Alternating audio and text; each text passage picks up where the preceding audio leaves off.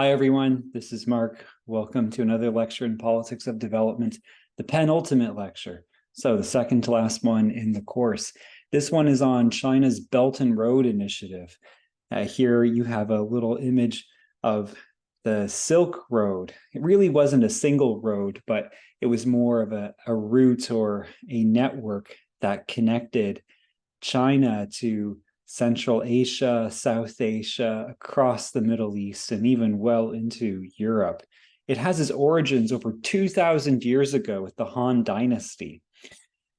And it is certainly a project. Xi Jinping has referred to it as the project of the century. It harkens back to a time when imperial Chinese dynasties thought of themselves as the middle kingdom at the center of the earth and all under heaven, directly under heaven, expressing the might of the Chinese empire.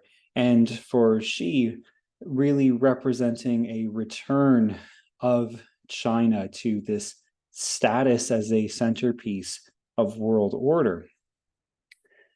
The Silk Road it existed for over 1,500 years. It comes to an end of sorts, though, by the mid to late 15th century as a result of a mix of the Mongol invasions, though the Mongols also would eventually resuscitate much of the Silk Road. But in 1453, the Silk Road reached definitive limits whereby the Ottoman Empire was no longer going to facilitate a Silk Road trade within into Europe.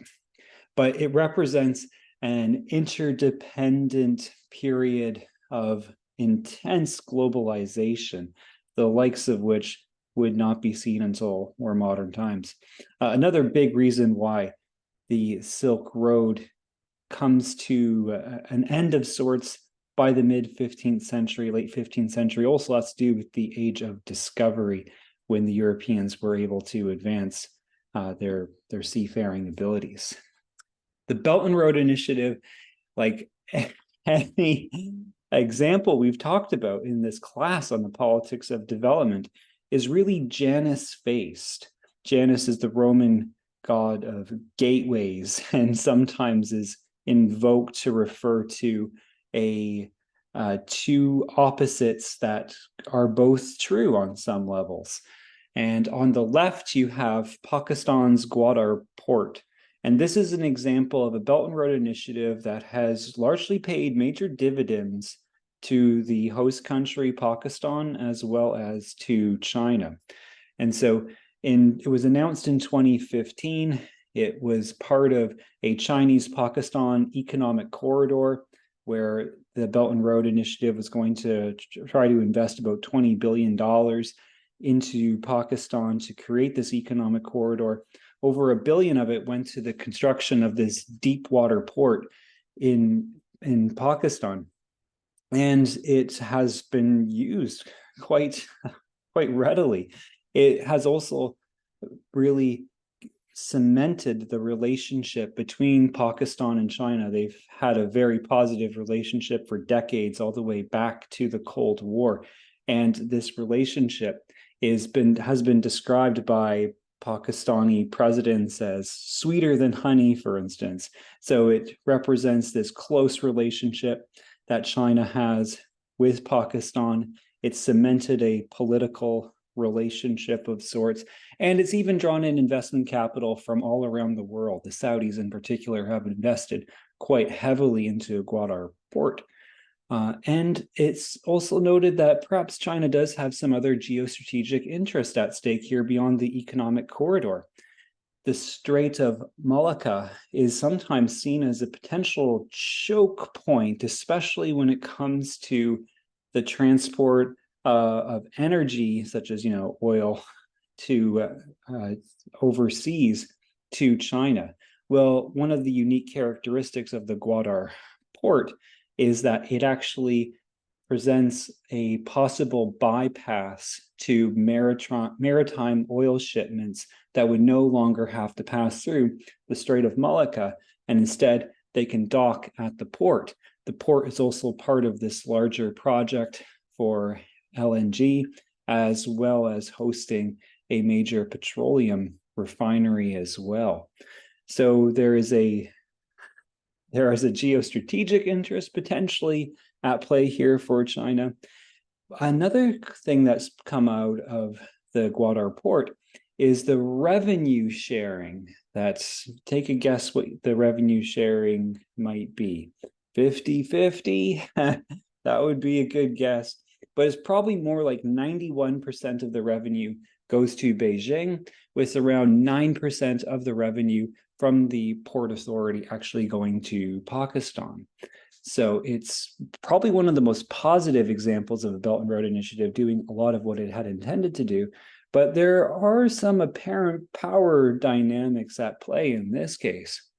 On the right side of your screen is Sri Lanka's Hambantota port, where it cost also well over $1 billion, about $1.5 billion. And it was a Belt and Road Initiative project announced around the same time, just a little bit later than the Gwadar port. But the airport is seen as largely empty. The port itself does not really have the same kind of traffic that they thought might be coming in.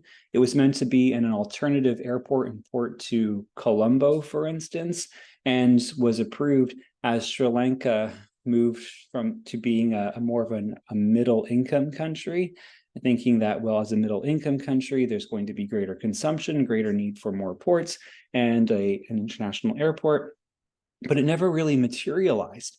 And since then, Sri Lanka has gone through multiple debt crises as they've struggled to repay the very high loans required to build these actual ports. It's also a controversial one too, because after the port had been approved, Sri Lanka had gone through a process of democratization. One of only a handful of countries in the world that have actually become slightly more democratic than where they were. And it was noted that the more democratic government in Colombo today, that they have revealed some of the secret conditions, the contingent liabilities that were actually in this memorandum of understanding that was not disclosed to the Sri Lankan people or to the world, such as the provision of China's merchant fleet of having a 99-year lease on the port. And just in November of 2023, members of the Sri Lankan government had noted that, well, they could also be renewed for another 99-year lease. And there has been some presence of Chinese military vessels using the port. It's a controversial one too, because it's not also entirely clear that Sri Lanka's debt crisis is driven by the Hambantota port and the Belt and Road Initiative investment and loans that have come into Sri Lanka. Others have said that, well, the Hambantota port really only represents about 5% of Sri Lanka's debt, and that maybe the government was borrowing from global markets too extensively, too hungrily, and it wasn't really grounded in any macroeconomic stability.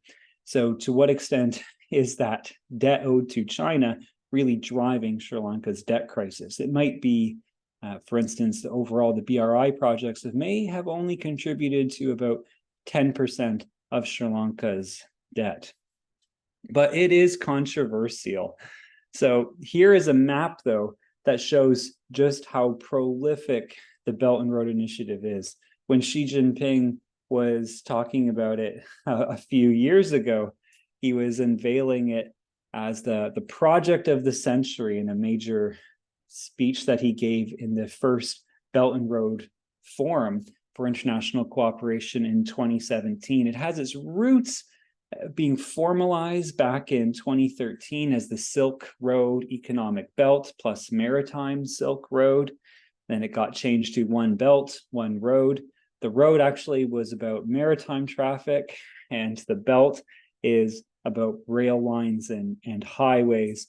And what was driving it during its first iteration between 2013 and 2017, roughly, was really infrastructure. The Asian Development Bank estimated that the Asia Pacific has a yearly infrastructure shortfall of nearly $1 trillion. And for the first 10 years of Belt and Road, China had invested significantly more than $1 trillion, a lot of it being earmarked for big infrastructural projects. You can see here just how many countries have been involved. Around 60 countries have been recipients of this aid, these loans, I should say. And you can even see that there's some in Europe too, like Portugal, a lot of Central Europe, such as Czechia, for instance, Poland, Central and Eastern Europe have actually received some pretty significant loans and investment. A number of countries in Southeast Asia, just about all the countries that are members of ASEAN have received these loans, and a staggering number of countries in Africa, just a few outliers that have not accepted, like the Central African Republic has one. And this is a huge amount of money. It's more than double what US expenditures have been for international development projects. It peaked in 2016, for instance, with around $120 billion coming from Beijing to these developmental projects. Now, Mark Twain once supposedly said that history doesn't always repeat itself, but it certainly rhymes. And so this is one of those dynamics too with the Belt and Road Initiative, that maybe history's not exactly repeating itself, but there's maybe a rhyme with how Western aid has been dispersed through the OECD, the Organization of Economic Cooperation and Development, with the OECD DOC for the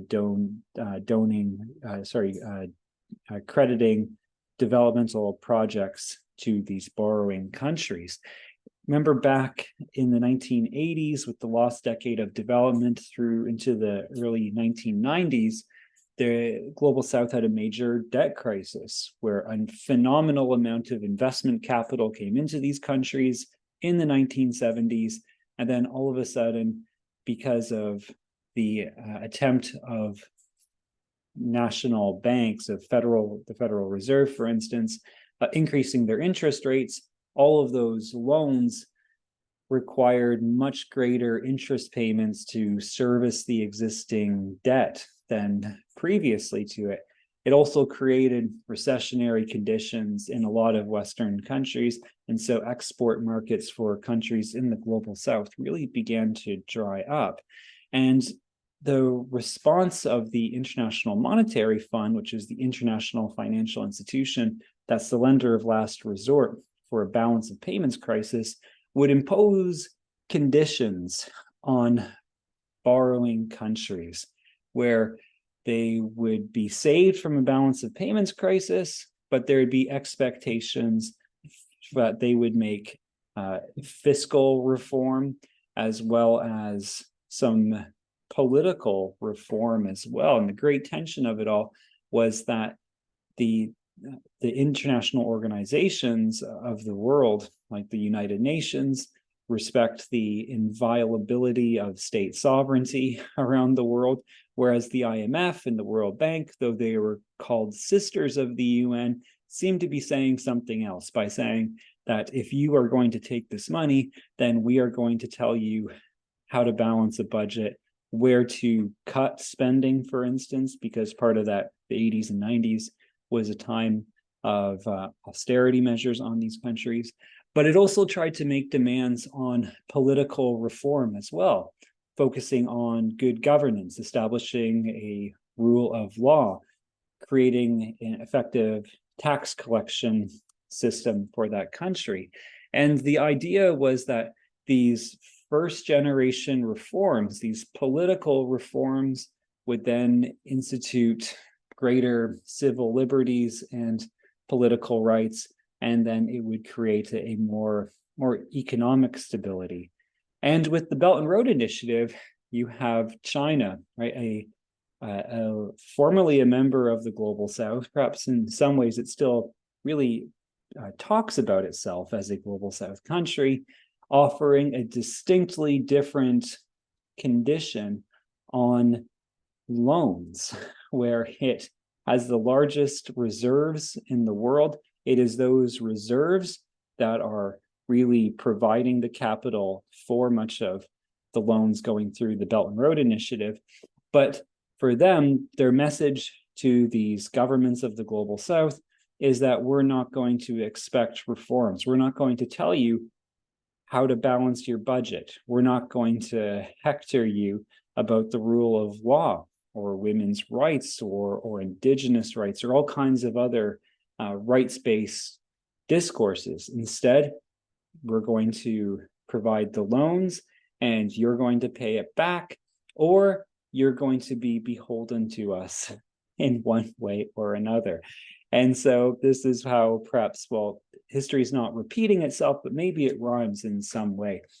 There's a major database maintained by a big group of scholars whose names are up on this slide. And in 2023, they published a book with Cambridge University Press that really condenses their website.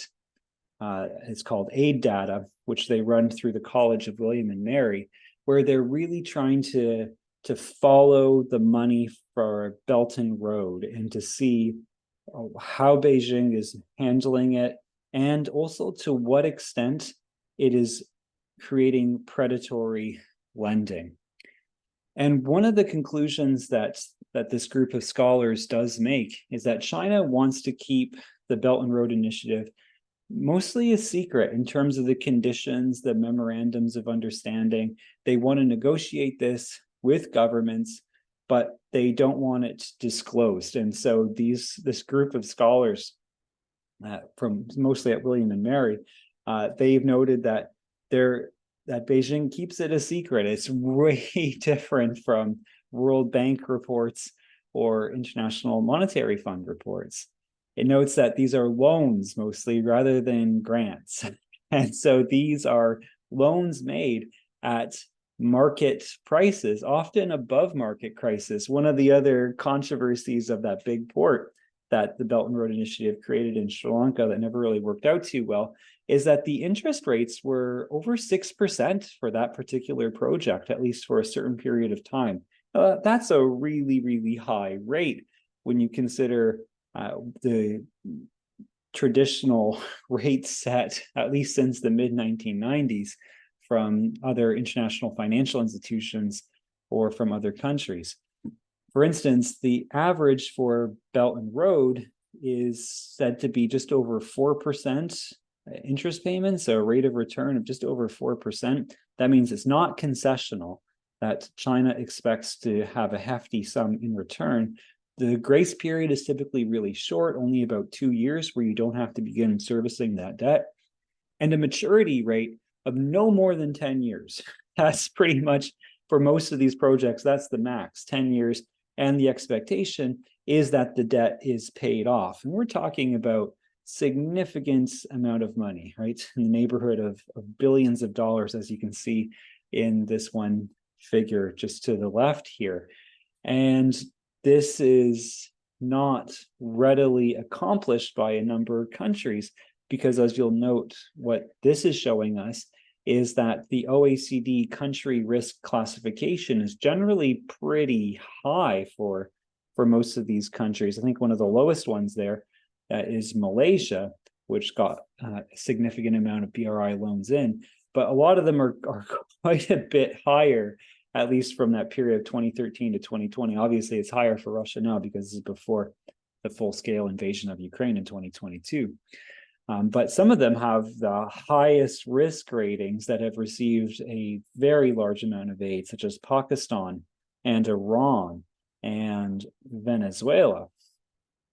For the OECD DOC aid, to compare, that their interest rates that they charge are generally less than 1%, at least in recent years. It was a different story back in the 80s and 90s. where the interest rates were much, much higher. And maturity rates are rarely under 10 years. It's usually more like 20 years. The World Bank projects often have maturity rates of around 35 years or 40 years. And it is a question of what is actually more effective to encourage economic development. If you can think back to the book Dead Aid that we read excerpts from by Dambisa Moyo, this is one of the critiques that she had. She was opposed to these really long maturity rates, and she thought that countries in the global south, especially African countries, that they needed to be disciplined by the market and have short maturity rates so that they really take the growth and development seriously. But what we've seen with the Belt and Road initiatives is that it has been leading to a number of cases where countries are not readily able to either service that debt or to begin the debt repayment, especially under such a short period of time. So the discipline is beyond the capacity of a lot of these countries. Another point that they make is that it's often used to reward political partners. Pakistan is an example there of that Gwadar port. Russia is another example. And one of the issues here too is whether China's Belt and Road Initiative is to try to court some of these countries that are hedging their geopolitical position, such as Indonesia, a young democracy, a flawed democracy, but one that has made incredible gains from where it was back in the mid-1990s. But it's also a country that has at times supported a liberal democratic order within its association, the Association of Southeast Asian Nations. For a time, it really pushed democratic reform as a principle of ASEAN, helped create a human rights charter of sorts for that institution. But China has also provided incredible amounts of money, such as for railway developments on Java, as a way of potentially of trying to get Jakarta to more lean towards China's position on major issues. For instance, Indonesia has been one of these countries that has been hedging on where they stand on the Russian war in Ukraine, sometimes abstaining from votes that would condemn Russia, but other times voting more with the liberal democracies. You can see there's a number of countries there that have a close relationship with China, but others where it is more hedging. And this is one of the great attractions too of joining BRICS and being a part of this Beijing anchored international order, the potential of having incredible amounts of capital. Another thing that they note too is that this money does tend to be more efficient than the money dispersed by international financial institutions and by Western governments, meaning it's not as slow, that it comes in really, really quickly. And so there's something that can be really attractive about that. It also notes that, as you can see here, that it lends more to autocratic and corrupt governments than the practices typically of the OECD, DOC, and of the international financial institutions. See countries like Iran here and Pakistan, Venezuela, Belarus, that these are countries that are, whether they're democratic or not, it doesn't really factor in that there are some flawed democracies here, such as Indonesia, such as Kenya, that they are providing some loans to, but this is certainly prioritizing, as these scholars note, they're prioritizing some of the more authoritarian regimes there, like Laos is another one.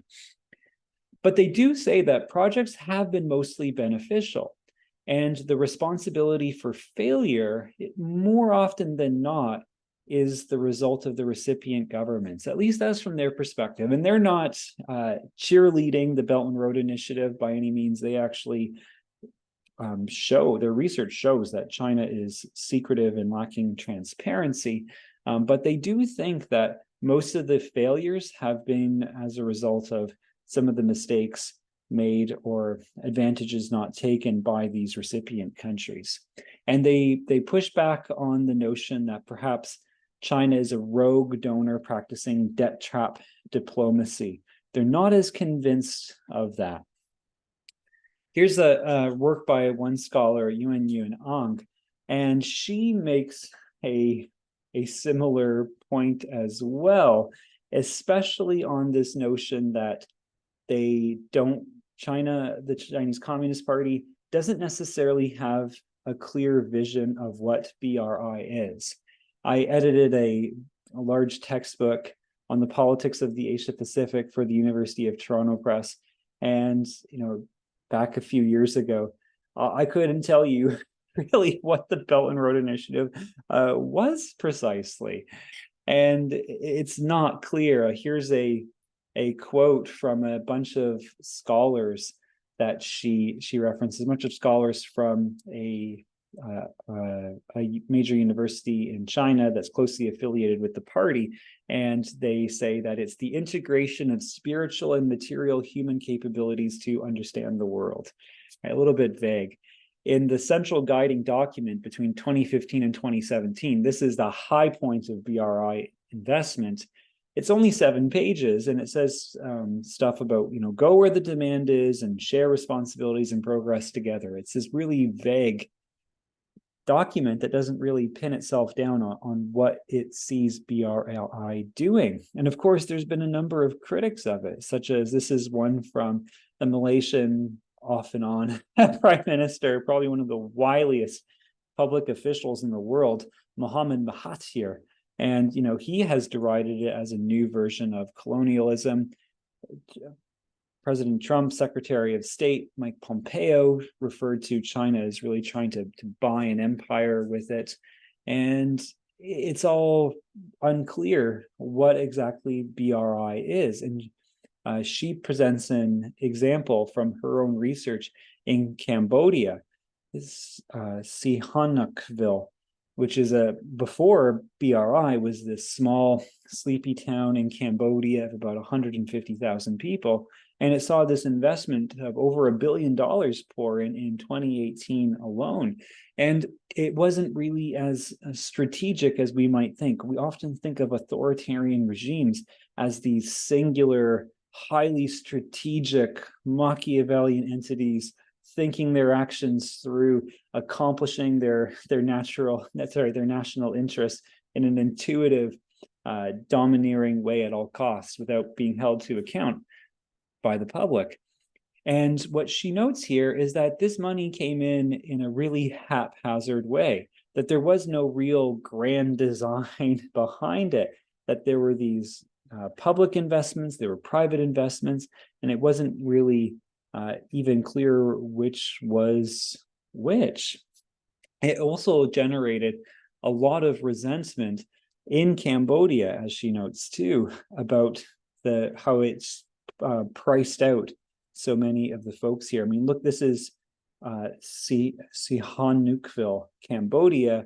In the wake of that BRI investment, you can see it looks like this big bustling metropolis. And Cambodia is really quite an impoverished country. And this investment into real estate and casinos really did much to make this city fairly unlivable for most of the average Cambodians that stayed there. And so it did have this one blowback. But Cambodia is a strategic ally of the Chinese Communist Party. Cambodia is sometimes said to be China's veto in ASEAN, the Association of Southeast Asian Nations, a group of 10 countries in Southeast Asia. China is not a direct member of it, but they're a dialogue partner like Canada and the United States, but they have this really close relationship with Cambodia's Communist Party, and they often are the ones who will veto any ideas circulating at ASEAN that are against China's interests. Because within ASEAN, you need to have unanimity, right? Everybody has to be voting together to get anything passed. And so at times when ASEAN's regional forum has tried to have discussions on issues pertaining to Taiwan, Cambodia just says, no, it's not on the table, and kills it. And so Cambodia is clearly not just a random country selected to have over $1 billion flood into a sleepy town of 150,000 people. I live in Nanaimo, BC, which is a city significantly smaller than that, but 95,000, around 100,000. I mean, I could only imagine what an investment of over $1 billion would do. And I think one of the biggest transformations that has happened here, even though BRI is pretty murky and hard to figure out, she characterizes it as a BRI 1.0 and then a 2.0. And 1.0 was between around 2013 to 2017, though even pinning down when BRI starts is kind of difficult because a lot of those early projects had deeper roots. But there they focused on infrastructure, and then since then, from 2018 on, Xi Jinping, in one famous speech, described it as priorities and execution, pilot projects to scale up. Another article that we read for this lecture is Matt Schrader and Michael Cole's China Hasn't Given Up on Belt and Road. 2.0 represents a scaling back, and that idea of 1.0 latent to Belt and Road of China as this dominant globe-spanning project for cementing Chinese power doesn't really seem to exist anymore in the minds of the Chinese Communist Party in Beijing.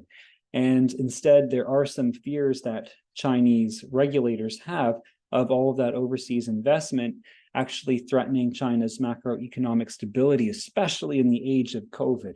China, to this, it was really the no COVID policies of China only really got dropped by Xi in December of 2022. And from then, China's been suffering from a long economic COVID where they haven't been able to bounce back as investors, and certainly the Chinese Communist Party, had hoped that they would. Sovereign lending commitments dropped by 94% over this period, which is just a staggering number.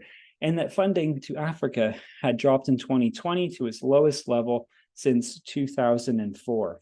It's noted that Xi never even mentioned infrastructure once in a 2021 speech to African leaders. So they have moved on to some other priorities, especially in funding education with the Confucius Institutes.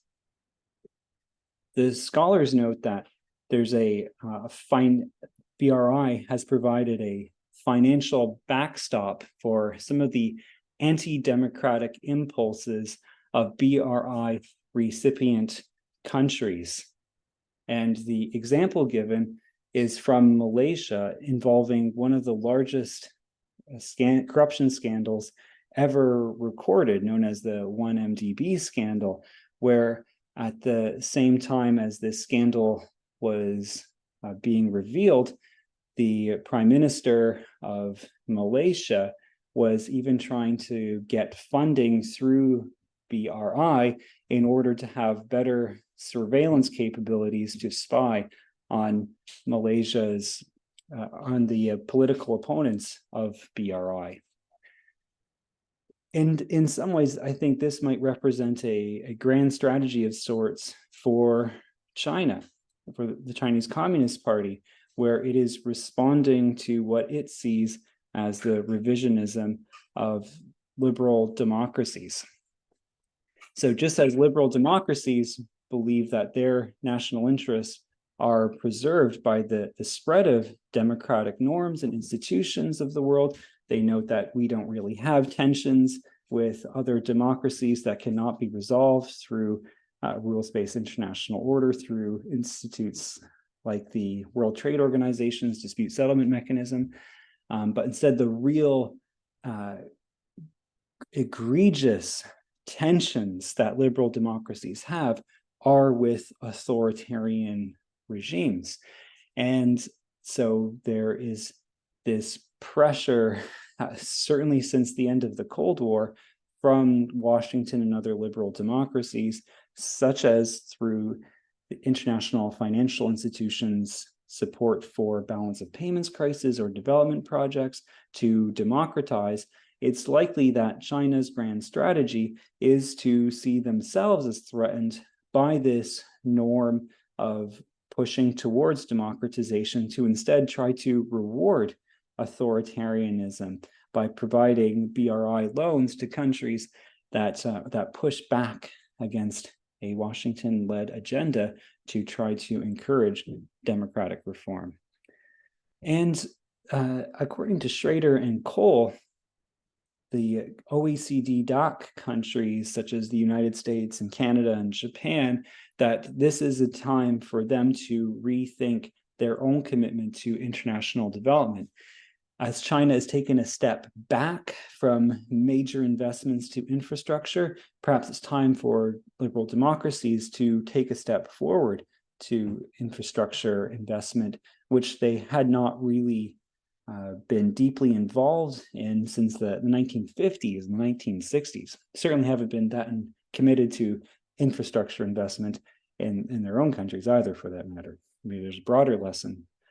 That another point that they make is that China's new priorities are probably strengths of liberal democracies, such as by focusing in educational investment and reform, that probably other countries such as the United States and the EU are better positioned and have more of a comparative advantage when it comes to those kinds of reforms. Also, it's sometimes a cliche in international diplomacy where you need to practice showing up. Right? Showing up is 50% of accomplishing something. But the point does remain that if the OECD DAC countries do not show up, do not appear committed to international development, do not show up to these regional forums, then they're not going to be able to lay the foundations of bringing development projects into their rules-based international order. And I think maybe the most controversial position that the scholars advance in this article is that the OECD DAC countries should not shy away from promoting democracy in their international development, and says, imagine the geostrategic strength of the rules-based international order if there was a coalition of democracies from Canada to Japan, all trying to advance the reform of institutions towards liberal democracy. In some ways, this will echo, though, the structural adjustment programs that the IMF and the World Bank ushered in through cross-conditionality of the 1980s and 1990s, which did cause a lot of sentiment of misgivings towards the West practicing a form of colonialism by insisting on those reforms.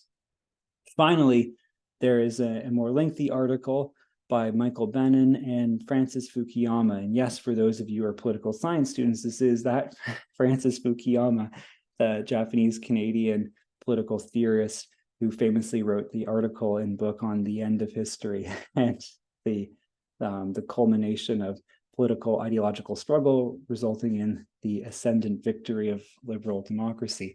Fukuyama continues to write on all kinds of different topics related to the rules-based international order. One of interest to him is the Belt and Road Initiative. And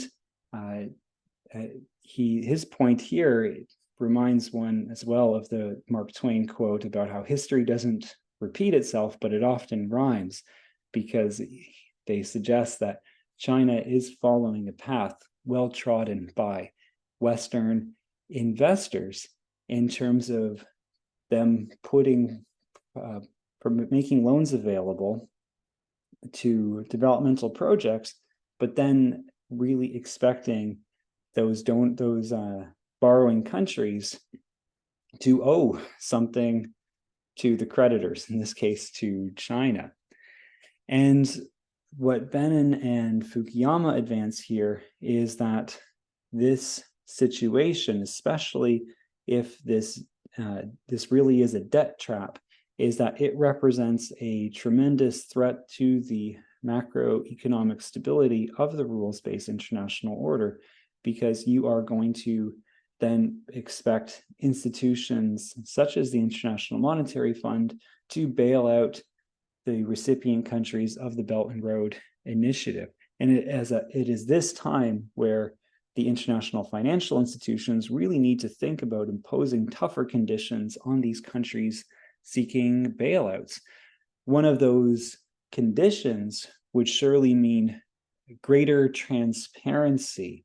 It's suggested that maybe half of China's Belt and Road Initiative loans are hidden, right? That these memorandums of understandings are not publicly disclosed, and that the full extent of the debt is not known until the debt restructuring begins to unfold.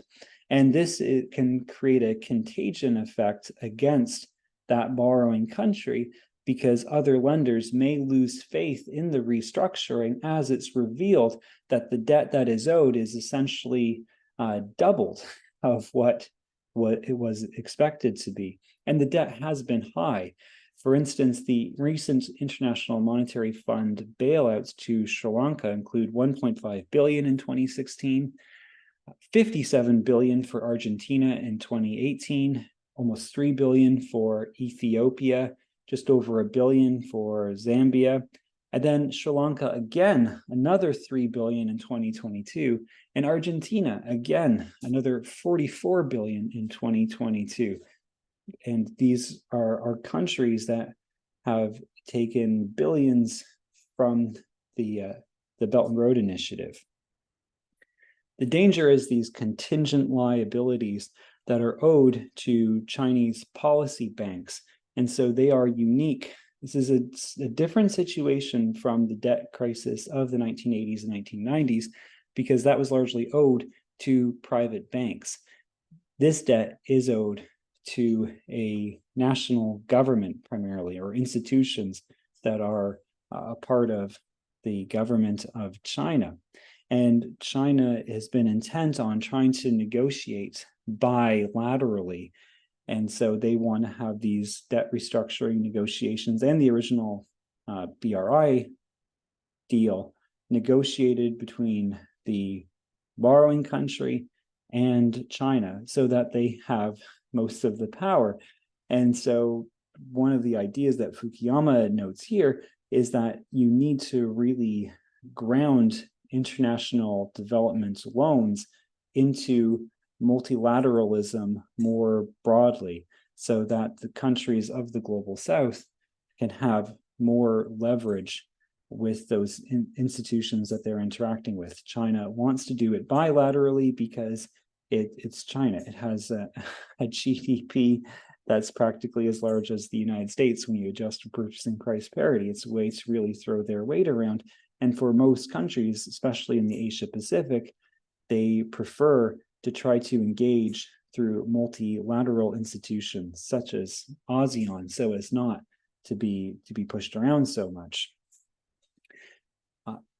Kenya is an example here where there was a Belt and Road Initiative project that was meant to link Nairobi to Kenya's Indian Ocean port through a railway.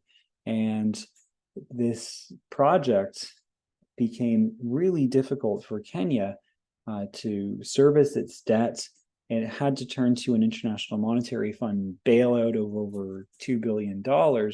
And the conditions with China were that if Kenya's creditworthiness improves, this is true for Zambia as well, if Zambia and Kenya's creditworthiness would improve, then they are going to be beholden to more of the debt, to repay more of the debt. And so it almost creates this counter-cyclical pressure on governments such as with Zambia and Kenya to not be effectively servicing that debt and to paying it off.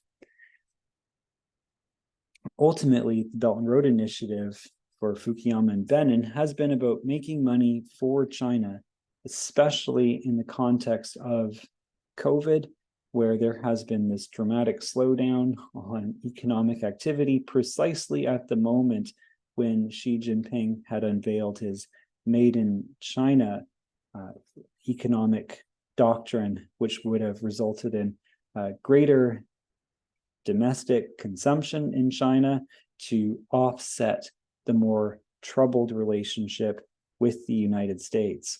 Well, this did not work. This was not reconcilable with the zero COVID policies.